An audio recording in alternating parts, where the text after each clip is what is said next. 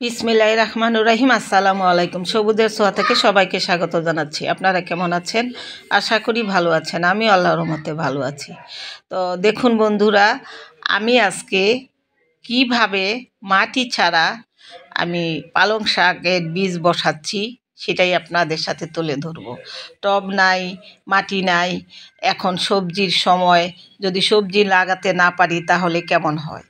তো আমার কিছু বীজ ছিল পালং শাকের, তো এই বলটা আমি ফুটা করে নিয়েছি। তো এই বলটার মধ্যে আমি পালং শাক বসাবো। কিভাবে বসাচ্ছি মাটি ছাড়া দেখতে থাকুন।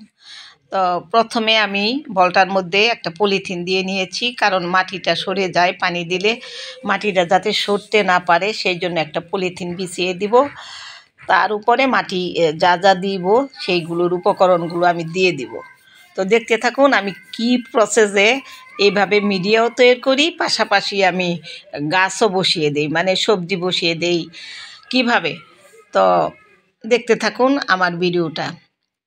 এই যে প্রথমে আমি যে কতগুলো গাঁদা ফুলের চারা কেটেছিলাম সেগুলো এখানে বসিয়ে দিচ্ছি এক এক করে। দেখুন আমার বস্তায় আমার যে ছাদের ঝাড়ু দেওয়া ওয়েস্ট জিনিসপত্রগুলো আছে সেগুলো দিয়েই কিন্তু আমি গাছ বসাচ্ছি এবং সবজি বসাচ্ছি। তো দেখতে থাকুন। আমার কিন্তু কোনো মাটি এখানে নেই, যা আছে বস্তাতে এই ঝাড়ু দেওয়া, ছাদ বাগান ঝাড়ু দেওয়া ওয়েস্ট যা মাটি ধুলাবালি যা আছে এই সব উপকরণগুলো দিয়েই কিন্তু আমি আজকে গাছটা বসাবো। এবং এখানে কিন্তু আমি নতুন কোনো মাটি অ্যাডও করিনি, এখানে এই বস্তাতে আমার যা যা ছিল সেইগুলো দিয়েই কিন্তু আমি গাছ বসাচ্ছি। তো দেখতে থাকুন আমার ভিডিওটা। এবং এগুলো আপনাদের উদ্দেশ্যে আমি করি, কারণ যারা মাটির দুশ্চিন্তা করেন, গাছ বসাতে পারেন না, তাদের জন্য আমি এই ভিডিওগুলো করতেছি, যে আপনারা কিন্তু ফেলে দেওয়া ওয়েস্ট জিনিসগুলো দিয়েই কিন্তু সুন্দর করে মিডিয়া তৈরি করে সবজির গাছ বসাতে পারেন। তো আমি যেভাবে বসাই, আমি কিন্তু মাটি দুশ্চিন্তাই করি না, মাটি নিয়ে ভাবি না। আমি এই যে আমার বাগানের ঝাড়ু দেওয়া ওয়েস্ট জিনিসপত্রগুলো হয়, ময়লা আবর্জনাগুলো হয়, সেগুলো আমি বস্তায় জমিয়ে রাখি। পাশাপাশি আবার যখন অনেকগুলো ওয়েস্ট জিনিসপত্র জমে যায় তখন এইগুলো কিন্তু আবার জায়গাটাও দখল করে নেয়। তো সেই জায়গাটাকেও আমি কভার দেওয়ার জন্য, খালি করার জন্য আমি আবার নতুন করে এইটার উপরেই কিন্তু গাছ বসিয়ে দেই, সবজি বসিয়ে দেই। তাহলে আমার জায়গাটাও কিন্তু কমে গেল এবং মাটিও তৈরি হয়ে গেল পাশাপাশি, এবং আমার গাছও সবজিও হয়ে গেল। তো আমার কতগুলো কাজ একসাথে হয়ে যায়। আমার বাগানটাও নোংরাটা পরিষ্কার হয়ে যায় এবং ওয়েস্ট জিনিসগুলো যেখানে সেখানে রাখি সেটাও কিন্তু একটা অতিরিক্ত ঝামেলা হয়ে যায়। তো সেই জিনিসগুলো দিয়ে যদি আমি এরকম টবের ভিতরে বা বলের ভিতরে বিভিন্ন কিছুর ভিতরে এগুলো দিয়ে আবার নতুন করে গাছ বসিয়ে দেই, তাহলে কিন্তু গাছ হয়ে যাবে। পাশাপাশি আমার এই যে ওয়েস্ট জিনিসগুলো এগুলো কিন্তু মাটিতে পরিণত হয়ে যাবে এবং উত্তম মাটি হয়ে যাবে, জৈব মাটি, যে মাটিতে সবজি বসালে একেবারে এত সুন্দর হবে যা বলার মতো না। আমি কিন্তু সব সময় এইভাবেই করি। আর যেহেতু এখন শীতের মৌসুম, অনেক সবজি আমাদের বসাতে হচ্ছে, তো এত মাটি এত টব আমি কোথায় পাবো। তো আমি এই বলগুলো কিনেছিলাম এই সবজি বসানোর জন্য, শাক বসানোর জন্য। তো ভাবলাম যে আমার যেহেতু কতগুলো পালং শাকের বীজ রয়ে গেছে, তো কিছু এখানে বসিয়ে দেই। তো আমার মাটিটাও তৈরি হয়ে গেল, জায়গাটাও আমার মানে খালি হয়ে গেল।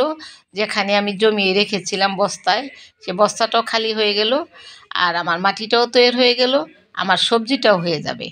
তো দেখলেন কতগুলো কাজ আমার একসাথে কভার হয়ে গেল। তো আমি কিভাবে মাটি তৈরি করতেছি, আমার এই ছাদ বাগানের হাবিজাবি ঝাড়ু দেওয়া, কাটাই ছাঁটাই করা, ডাল, সমস্ত কিছু আমি এইভাবে এই বলটার মধ্যে দিয়ে দিয়েছি।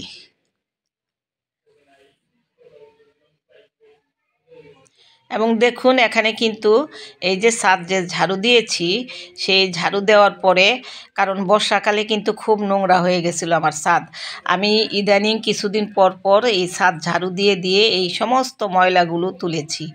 এই তোলার পর এই বস্তাতে রেখেছিলাম। এগুলোর মধ্যে মাটি, পাতা, হাবিজাবি সব কিছু আছে।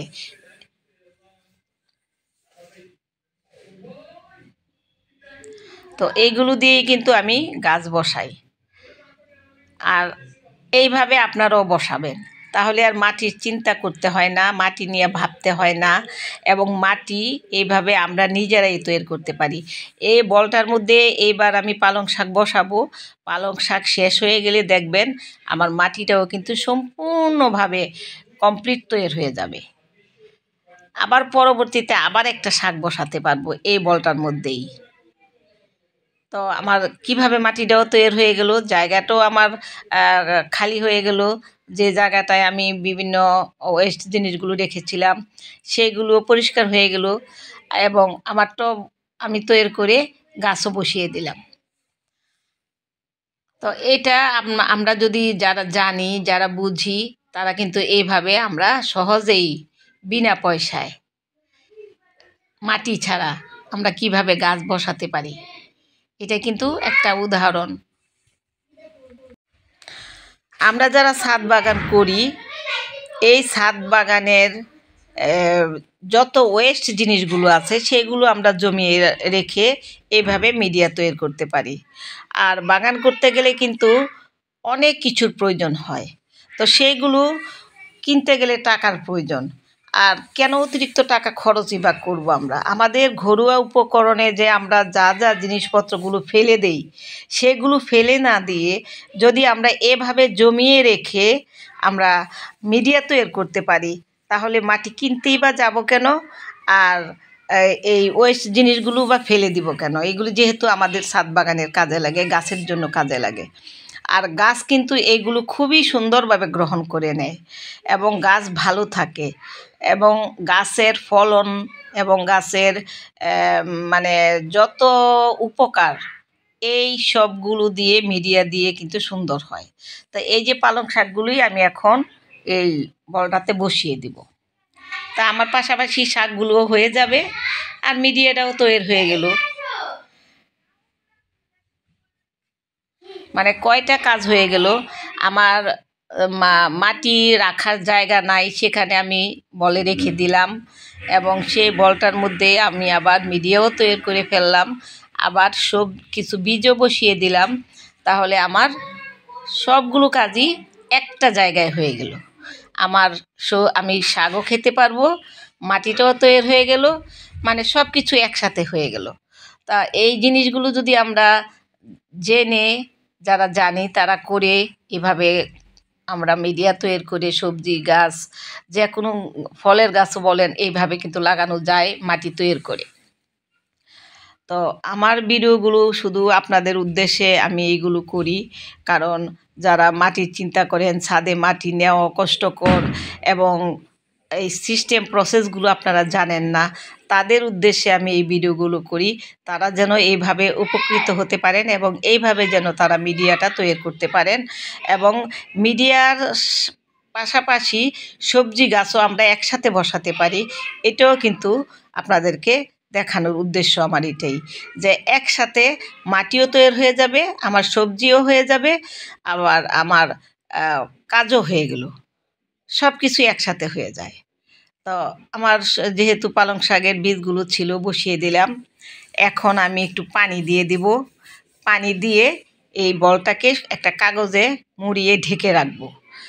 এই 4-5 দিন ঢেকে রাখার পর বীজগুলো বের হয়ে যাবে। যেহেতু শুকনা বীজগুলো ভিজিয়ে রাখা উচিত ছিল, আমি ভিজিয়ে রাখি নাই, সেই জন্য পানির পরিমাণটা একটু বেশি দিয়ে দিচ্ছি। তো এইভাবে ঢেকে দেব। তো আমার ভিডিওগুলো যদি আপনাদের কোনো উপকারে আসে, অবশ্যই আপনারা এইভাবে বাগান করুন, আর এইভাবে আপনারা মিডিয়া তৈরি করুন, আর আমাকে সাবস্ক্রাইব করে আমার পাশে থাকুন। আর বেল বাটনটা বাজিয়ে দিয়েন, তাহলে প্রতিদিনের নোটিফিকেশনগুলো আপনারা পেয়ে যাবেন, আমার নতুন নতুন ভিডিওগুলো। আর আপনারাও এইভাবে মিডিয়া তৈরি করে গাছ লাগান। ফেসবুক থেকে যারা দেখছেন তারা অবশ্যই আমাকে ফলো দিবেন, শেয়ার দিবেন, অন্যকে দেখার সুযোগ করে দিবেন। অন্যেরা যাতে এইভাবে মাটি তৈরি করে সবজি বসাতে পারেন, শাক বসাতে পারেন, অনায়াসে কিন্তু আমরা এগুলো করতে পারি। তাহলে এইভাবে আপনারা করুন, তাহলে আপনাদের অনেক কিছুই সাশ্রয় হবে, টাকার সাশ্রয় হবে, টবের সাশ্রয় হবে, সব কিছুই আমরা একসাথে সাশ্রয় পাবো এবং আমরা সুন্দর সুন্দর সবজি পাবো এবং বিষমুক্ত শাক সবজি খেতে পারবো। তাহলে আজকে এই পর্যন্তই। ভালো থাকবেন, সুস্থ থাকবেন। আল্লাহ হাফেজ।